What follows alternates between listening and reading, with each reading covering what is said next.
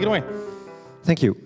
So I've been working with Postgres for about a decade now, and the team I manage also deals with SQL Server and Oracle database. And one thing that is, I'd say, notable to me is that when you ask the Oracle database and SQL Server engineers what feature Postgres lacks the most, they would often reply with transparent data encryption, or something along these lines that is a quote-unquote simple way to set up encryption that is transparent to the user or to the application. And to my understanding, TDE is viewed by some people as sort of a gold standard for encrypting data at rest. And while it has a lot of value, in my experience, people that don't fully comprehend the mechanisms that are behind it tend to have this idea that, that TDE is all you need for protecting your data.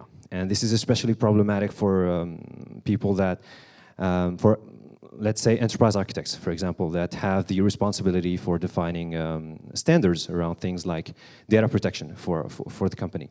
So I only have a few minutes, so I won't dive into the subject, so bear with me. And just to be clear, I'm not saying that TDE is something that the Postgres project should pursue or that it shouldn't pursue it. I'm not one to make that decision. I'm just here to share some of my thoughts and hopefully raise awareness around the fact that it isn't a one-size-fits-all solution that solves all your sensitive data-related problems. So, for those of you who don't know, TDE is a feature for encrypting data files at rest. So the physical files are encrypted, the physical data on disk is encrypted. The keyword here is transparent, meaning that the application layer doesn't have to deal with it, to know about it, to manage it. And only the database processes can decrypt the data. So what TDE does address as a problem, what problems does TDE really address? Well, first thing is, of course, it does protect your data from unauthorized physical access. Think about disk theft in a data center. And it also produces out-of-the-box encrypted backups. So if those are saved elsewhere, if they are externalized, think about an S3, for example, well, they are protected in that regard. The thing is, TDE doesn't do everything. It doesn't do anything about interception of data in transit. It doesn't do anything about data alteration, and it doesn't address the matter of admin or privileged users having access to the sensitive data. Think about medical data. The admin shouldn't have access to those, right? So what you should focus on, in my opinion, is, well, encrypt your communication channel. You should, however you do protect your data at rest, you should have some sort of encryption of the communication channel. Proper access control goes a long way, of course. And in my experience, the lack thereof often makes the quote-unquote transparent encryption strategies completely useless. As for admin or privileged users' access to the data, you should probably just monitor access or alteration of data, and even trace or even raise alerts when these kind of things happen. That's it for me. Thank you for your time. And if you want to discuss this any further, I'm happy to share later. Thank you. Thank you, Rita. Perfectly timed. I didn't even have to exercise and raise my hand. It's perfect for me. Ready? Okay, perfect. Next up is Martin. He's going to talk about, I don't know, this sounds like fun. Let's do it. Oh, yeah. Go. Okay, so this is actually a talk I gave many years ago. It's a series of unfortunate events with backups. This is based on years of experience of working in support. And I only brought 3 of them because this is a lightning talk and I don't want to be kicked off by Magnus. So the first one is people that come and say, well, I have like a need for very fast recovery and I can't lose any data. So if you go in and you check their backups and you find something like this, you know, and you can see, you know, Vic, where are you, Vic? He's already pulling his hair off. The other one, this was a real case, is hosting backups locally. We had a customer, they had their physical backups hosted locally on their system. Something like this, right? Well, for some reason, they were also using GFS, and GFS decided to block their system off, and they had no access to the data, to the backups, to anything. We were not able to recover until Red Hat came in with their support to unlock the GFS.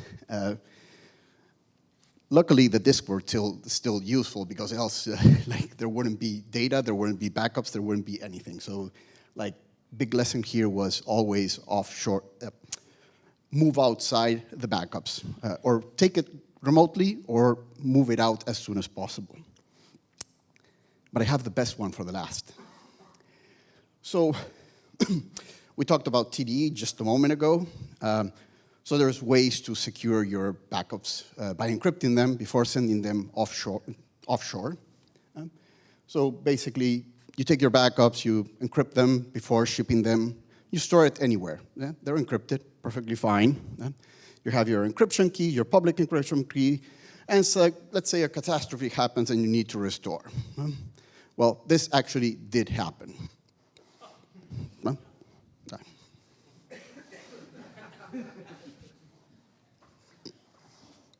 This is the solution. Test your backups, please.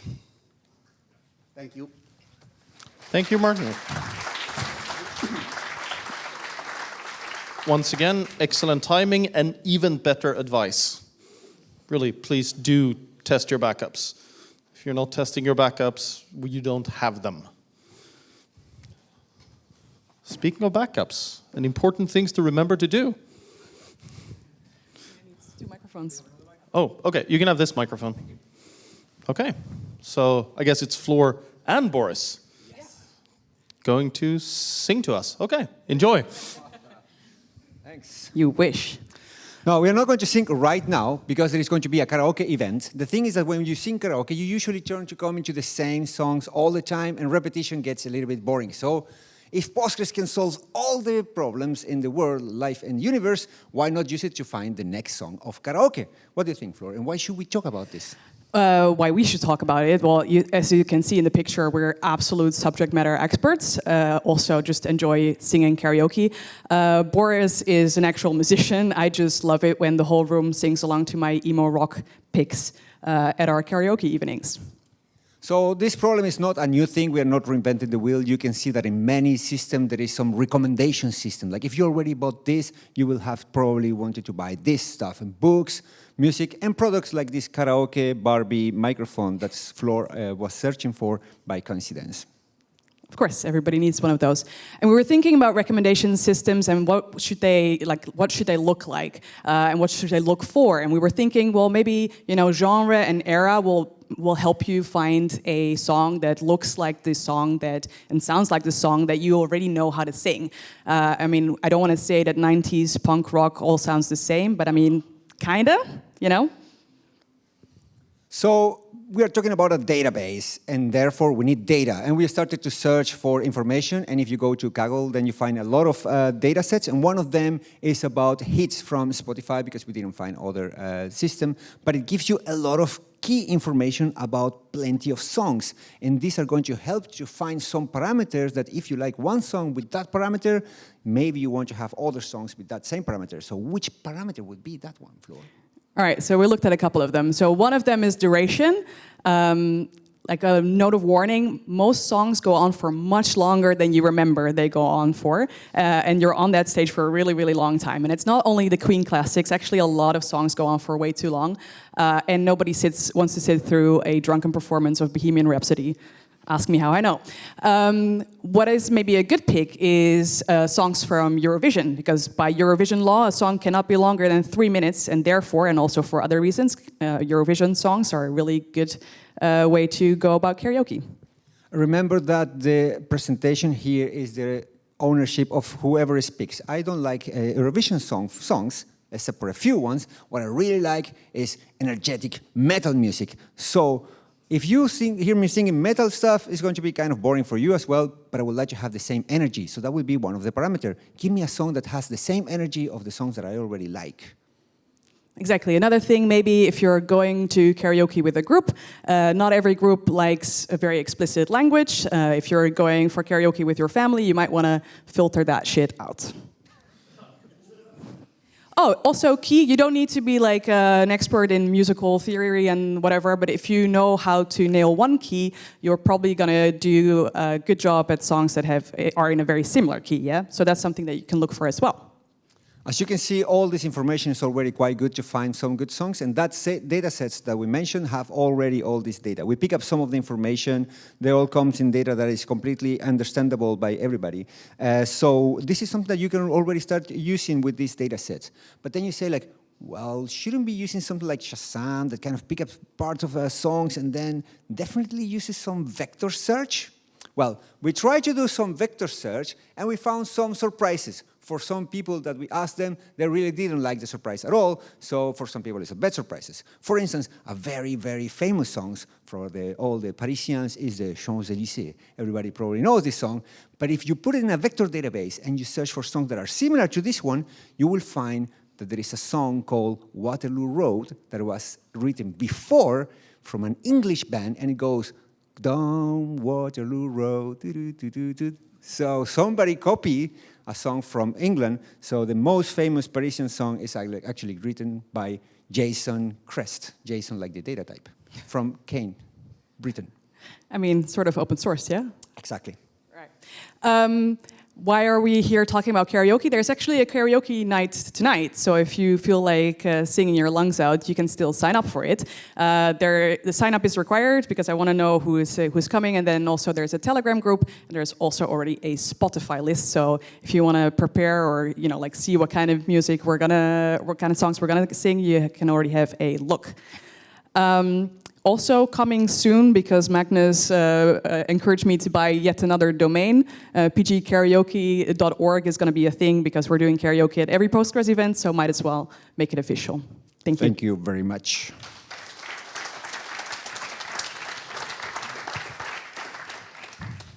Okay, I must say I'm officially impressed with the timing of several of our lightning talks today. I think that never seen so many of them hit it that well in one day. I mean, you're up for something here, right? If you're off by more than 1 second, you're going to be the worst. No, not that, of course. But here we go. Xavier, now Fisher. PG cap to latex. Okay. Okay. Yep. Let's do it. Okay. Hi. So I'm Xavier Fischer, principal engineer at EDB. So we'll talk about the wire protocol. It's a higher bit technical talk. So what's the wire protocol? It's how your application communicates with Postgres at the low level, at the protocol level. So it's just messages sent between your application and the Postgres server. So it's not your application. It's usually the database driver who talks the front-end, back-end protocol. It's well documented on the PostgreSQL site. Usually it's database drivers like libpq, JDBC, and pgSQL, and others. You can also do it yourself, but it's best to rely on existing drivers. So how do you see what's going on the wire? So there are tools to network captures. So Wireshark is one of the tools I use. It's mainly a GUI. So Wireshark can listen to all network traffic on your computer, but there are included dissectors, plugins that can handle Postgres messages to present them in quite an understandable way. So it's just raw capture, and just you can see that here you have some kind of messages. You can see what are the kind of messages. I won't go into the details, but the goal to me as an engineer at EDB was to work on the protocol and to communicate around it.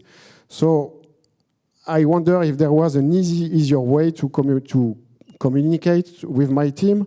So I thought that LaTeX and the bytefield plugin could be a good way to present things. So I built a tool, and I have the go from EDB to make it public. So there's a tool which can take the Wireshark capture files and then translate it into LaTeX, but it could be plain QML, it could be plain text as a PQ trace, or whatever, Excel, Postgres. So yeah, so the tool will be available soon. You can follow me, and there is my email and the Blue Sky account for EDB. So when it will be available, if you're interested, just it will pop up.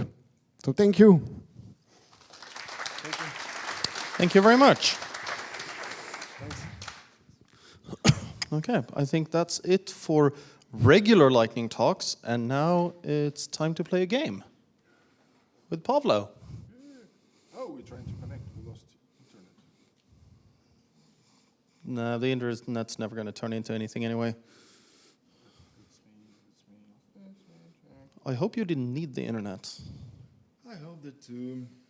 We'll find out soon if Pavlo needed the internet. Okay, I have PDF here. Okay. Okay, let's go. Let's go. So, hello. In this talk, I want to show you how we can implement the Wordle game in Postgres only without any additional languages, tools, or whatever. So what is Wordle? This kind of game that became popular during the COVID time. Remember those times when we should sit at home and do nothing, but instead we found that there are some fun things around. So, to play it exactly in Postgres, we have already some predefined vocabularies there. So for example, we have Postgres keywords. And if we're speaking of keywords with a length of 5, we have 65 keywords. Try to remember those. We will need them. Okay, so how we implement like the algorithm that check for the green and yellow and black boxes? It's really easy because Postgres has it all. So we can split our word into the rows, then we can join it, then we can compare, and yeah, here we are. So for example, if you want to check what are the most similar keywords in Postgres, we can do like join keywords versus keywords, and we have it, right? Now, the source of this game is available on my GitHub. So this talk is like the full-length talk of 50 to 45 minutes, and we have a recording on pgDay Lowlands. So if you want to see the full talk with all the explanations and everything, just find it on the YouTube. Meanwhile, let's play. So let's run our PSQL. Can you see something different here? Ooh. Let's type Wordle. And here we are, pink menu. Then we can choose the language or the vocabulary. So by default, we have like the Postgres, the French, the English, and the Dutch probably. So if you will play later, you can choose that. We have a different distance function, so you can compare by trigrams or another way. But let's just begin the game. Okay, what is the first word you want to guess? Begin. Begging me. Okay, we have I and we have an, and they are on the wrong positions. Input. Oh! What? In out. Yes. That's good. 3 guesses. That's good. In Netherlands and pgDay Lowlands, the best guesser was Johnny Chorley. He just made like 2 guesses. Okay, let's try again. Okay, word. Alter. Okay, so we have E on that position, and we have A and L on the wrong positions. Table. Table. Oh, okay. Cable. How? Label. Do we have this keyword? Oh my God, we we do have labels. Nice. Okay, one more time and we're done. Okay, the last one, the winner will have a bottle of water. Okay, first, commit, but it's to M, right? But okay, let's pretend we are like I and M.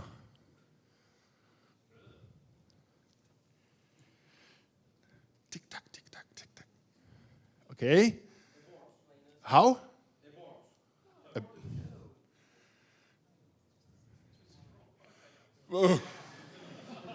No. Impressive. What? Minus. I'm not sure it's a keyword, but no. 7 seconds. Okay. My favorite. XML pie.